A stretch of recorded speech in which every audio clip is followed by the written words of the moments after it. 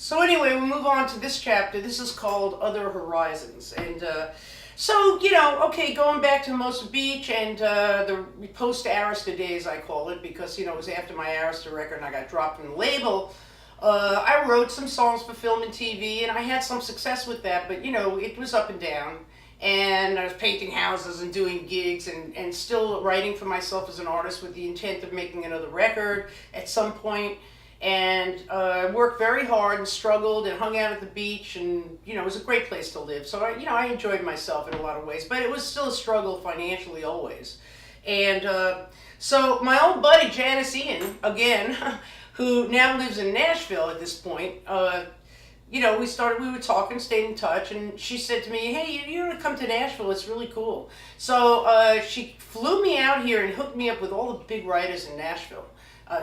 Flew me to Nashville from LA, and I hooked up with all these big writers, and it was great, and I just fell in love with Nashville. I just did. And so what I decided, I went back to LA, and then I decided to sublet my house to a friend, because it was a beautiful house on the beach, and I didn't want to give that up, and I didn't know if I wanted to really live in Nashville, so I was sort of testing the waters.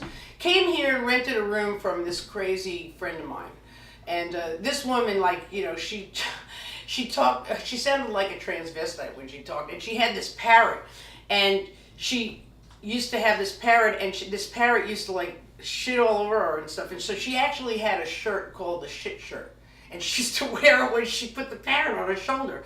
And she was really a trip, She used to, criticize me because I used too much toilet paper. I mean, it was crazy. But anyway, Nashville was a crazy time. I did a lot of demos and co-writing and hung out, and then I had a fight with, we had a big fight, and I was kind of homeless because I didn't have, I had my house being subletted out in LA, but I hadn't made, a commitment to living in Nashville, so I was sort of like floating around. And so then I moved to this other girl's house, this other friend of mine who is like a Buddhist, and she just chanted all day, and she had these 3 hippie guys living with her, and I lived in the garage, and they all smoked, they were all on their cell phones, so, smoking cigarettes, and it was crazy. It was just crazy, and she was always in her other room, and she wanted me to chant with her, I'm young, ring day, young, whatever, and I just it was crazy. It was just a bunch of hippies living in this house, and my whole Nashville experience was kind of like being homeless and living on couches, and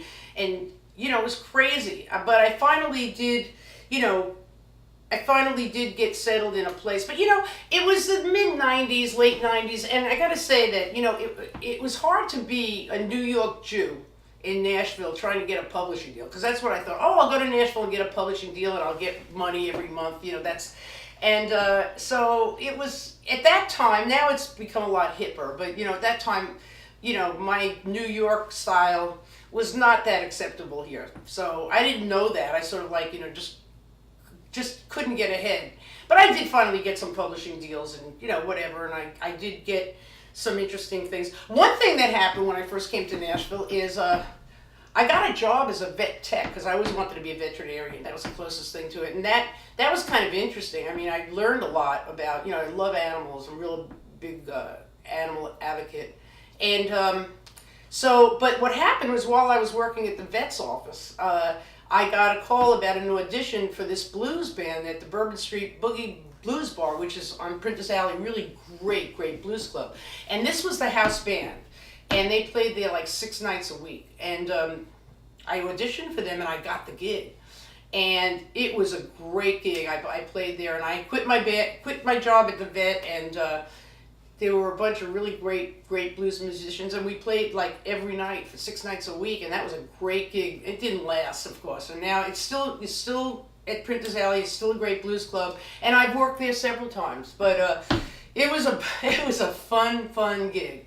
So that's my early Nashville times.